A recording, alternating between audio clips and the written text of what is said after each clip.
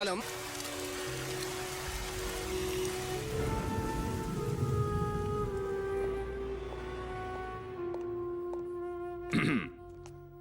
ഒഴിവാക്കി നിന്റെ പെങ്ങളെ എങ്ങനെ കെട്ടിക്കാൻ പറ്റുമെന്ന് ആലോചിച്ച് നിന്റെ അച്ഛനും അളിയന്മാരും കൂടി തലമുണ്ടാക്കുമ്പോഴാ ദൈവം ഇങ്ങനൊരു അവസരം എന്നെ മുന്നിൽ എത്തിച്ചെന്നത്.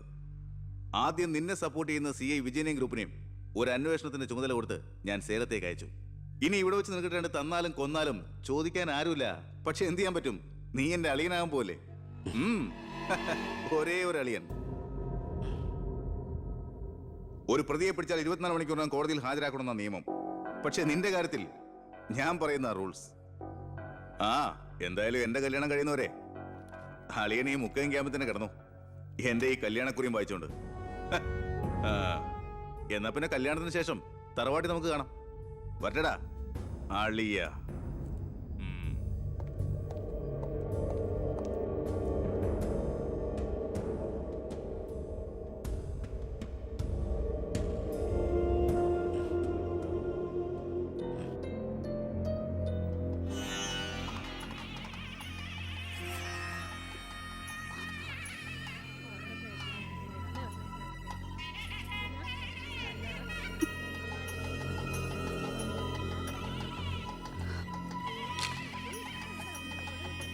ഇതുവരെ റെഡി ആയില്ലേ? വരണം കൂട്ടിൽ ഇപ്പൊ ഇങ്ങെത്തും. ഉണ്ണിയെ കുറിച്ച് വല്ല വിവരവും കിട്ടിയോ? ഫോണിൽ കിട്ടിയപ്പോ ഞാൻ വിവരം പറഞ്ഞതാ. അവനിതോ തിരക്കിലാണ്, വരാൻ പറ്റില്ല എന്ന് പറഞ്ഞു. അത് ശരി. സ്വന്തം പെങ്ങളുടെ കല്യാണത്തിനെന്ന് അവന്റെ ഒരു തിരക്ക്. അവനിങ്ങ് വരട്ടെ. പബ്ലിക് വല്ല ഇടിച്ചു കയറുന്ന ഓഡിറ്റോറിയം ഫുൾ. അതൊക്കെ ഞാൻ നോക്കിക്കോളാം, വേറെ കുഴപ്പമൊന്നുമില്ലല്ലേ? മകളെ എല്ലാം റെഡിയാ, കുഴപ്പമൊന്നുമില്ല അല്ലേ? അച്ഛൻ ടെൻഷൻ അടിക്കാതെ. 2-3 VIP സീറ്റുകൾ ഒഴിച്ചിടണം. കേന്ദ്രമന്ത്രി വിശാൽ ശർമ്മ എയർപോർട്ടിൽ എത്തിക്കാനായിട്ടു. ഓക്കെ.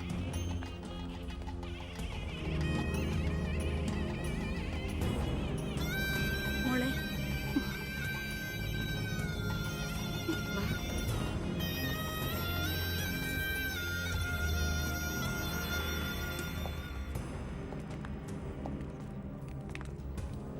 7 ദിവസം മുഖ്യം ക്യാമ്പിൽ കടത്തിയിട്ട് ജഡ്ജ്മെന്റ് പറഞ്ഞു കേട്ടില്ലേ, ഇന്നലെ ഉച്ചയ്ക്ക് കസ്റ്റഡിയിലെടുത്താണെന്ന്.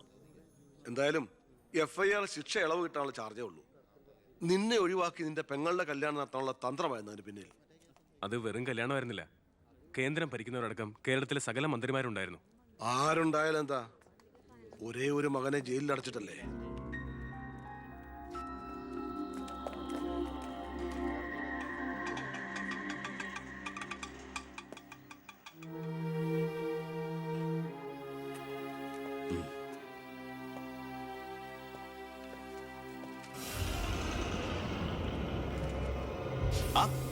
ഇതാര്?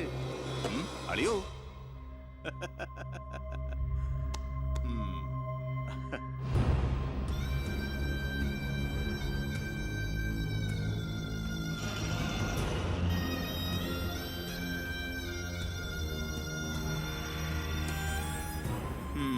ഒരു ദൂരയാത്ര കഴിഞ്ഞ് വരുന്ന ലക്ഷണമുണ്ടല്ലോ. അളിയൻ ഇത്രയും ദിവസം എവിടെയായിരുന്നു? നീ ഇങ്ങനെ നോക്കി നിൽക്കുന്ന അളിയന് പോയി ഒരു ചൂട് ചായ എടുത്തോണ്ട് വാ. ചെല്ല്. എന്തിനാ ഇപ്പൊ അങ്ങോട്ട് വന്നത്? കാണണ്ട നിന്നെ എനിക്ക്. വീട്ടിലൊരു നല്ല കാര്യം നടക്കുമ്പോ നാട് നന്നാക്കാൻ നടക്കുന്നു. മന്ത്രിയായി നിന്റെ അച്ഛനേക്കാൾ തിരക്കുണ്ടോടാ നിനക്ക്? ഞാനില്ലായിരുന്നെങ്കിൽ എന്താമേ, ഇവിടുത്തെ കാര്യങ്ങളൊക്കെ ഭംഗിയായിട്ട് നടത്താൻ എല്ലാരും ഉണ്ടല്ലോ. എത്തിയോ വിമതൻ? വിമതൻ ചെറുപ്പകാലത്ത് ആവേശമായിരുന്നു എനിക്ക് എൻ്റെ അച്ഛൻ. മനസ്സുകൊണ്ട് രാഷ്ട്രീയ ഗുരുവെ കണ്ടിട്ടാ ഞാൻ രാഷ്ട്രീയത്തിലേക്ക് ഇറങ്ങിയത്. പക്ഷേ അടുത്തറിഞ്ഞപ്പോ തെറ്റുകളിൽ നിന്നും തെറ്റുകളിലേക്കാണല്ലോ അച്ഛൻ പോയിക്കൊണ്ടിരിക്കുന്നത്. എന്റെ കൂടെപ്പുറപ്പിനെ മനസ്സിലാക്കിയില്ലല്ലോ. വളരെ വിഷമമുണ്ട്, സഹതാപമുണ്ട്.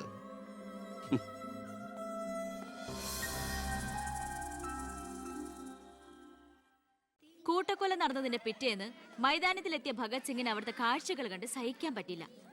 ചോര പുരണ്ട ഒരു പിടി മണ്ണ് കയ്യിലെടുത്ത് ആ ബാലൻ പ്രതിജ്ഞ ചെയ്തു, ഞാൻ എന്നെ തന്നെ രാജ്യത്തിനായി സമർപ്പിക്കുന്നു. എന്താ അവിടെ നോക്കട്ടെ, എവിടുന്നത് ചോദിച്ചാടില്ലേ? അന്ന് കണക്ക് സാറിനെ വെട്ടിക്കൊല്ലാൻ വന്നില്ലേ, അയാളുടെ കയ്യിൽ നിന്ന് തെറിച്ചു പോയതാ. സർ, ഇതാണ് ആ ഫോൺ. പ്രസാദ് കൊല്ലപ്പെട്ട സമയത്ത് പ്രതിയിൽ നിന്ന് നഷ്ടപ്പെട്ടതാണിത്.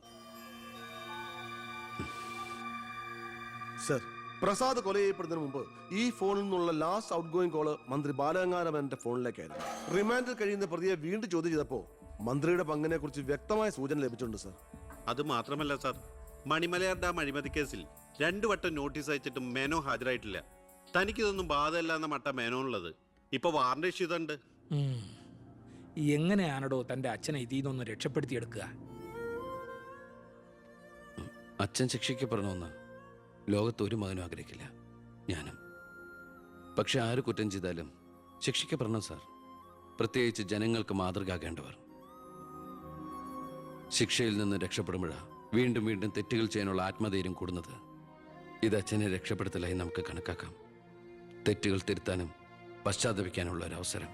ഒരുപക്ഷെ ഇതിലൂടെ ഒരു മനമാറ്റ അച്ഛനുണ്ടായാൽ. അല്ലേ സാർ? കൂടുതലൊന്നും ഇക്കാര്യത്തിൽ എനിക്ക് പറയാനില്ല.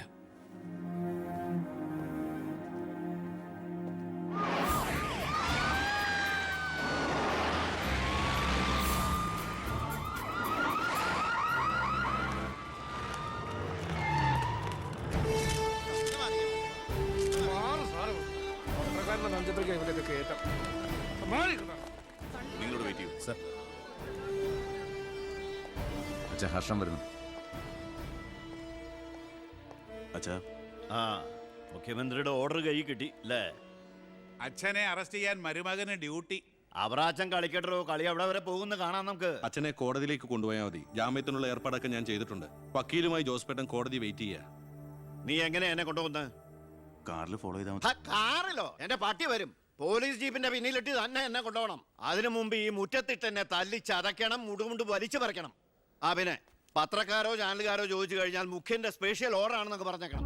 ഇതൊന്നും നീ ചെയ്യണ്ട, പോലീസുകാരെ കൊണ്ട് ചെയ്യിച്ചാ മതി. അയ്യോ, ഓ, ഇത് മുഖ്യമന്ത്രിയെ താഴെ ഇറക്കാനുള്ള കുശാഗ്രവതി ഇല്ലേ? എന്റെ പൊന്നെ, ഞാൻ എന്തുവായി കേൾക്കുന്നേ? ഗുരു എന്നെ ഒന്ന് അനുഗ്രഹിച്ചാട്ടെ. ആ അനുഗ്രഹമൊക്കെ അവനോട് വാങ്ങിച്ചാൽ അയ്യോ, മേനോൻ തന്ന ബുദ്ധി. കാര്യങ്ങളൊക്കെ നമ്മുടെ പോലീസുകാരോടൊന്ന് പറഞ്ഞേക്കാം. ജയ്,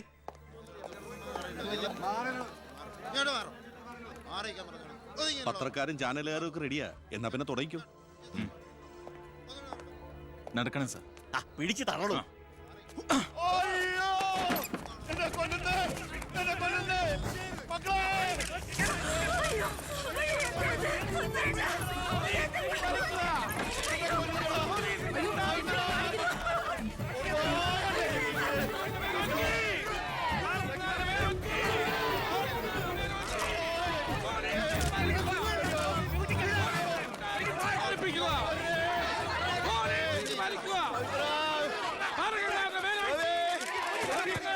എന്ത് പോക്കറ്റമാണ് കാണിക്കുന്നത്? ഒരു മിനിസ്റ്ററല്ലേ അദ്ദേഹം? വീട്ടുകാരെ അനാവശ്യം കാണിക്കാതെ ബഹളം ഉണ്ടാക്കരുത്. ഇത് chief minister order. Chief minister order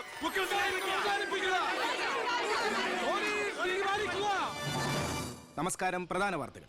മന്ത്രി ബാലഗംഗാധര മേനോന്റെ അറസ്റ്റിൽ പ്രതിഷേധിച്ച് കേരളത്തിൽ പലയിടങ്ങളിലും അക്രമങ്ങൾ.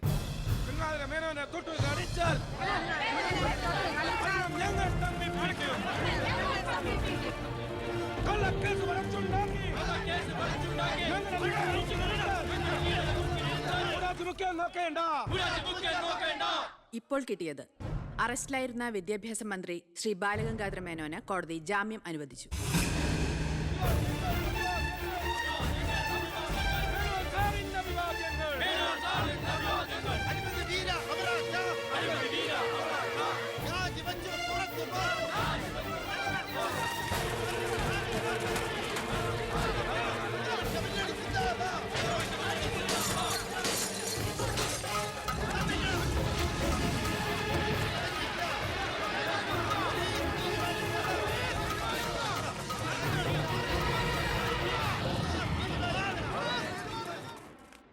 എടോ മേന്നെ, എന്നെ താഴെ ഇറക്കാൻ താൻ കളിച്ച കളി വളരെ ചീപ്പായി പോയി.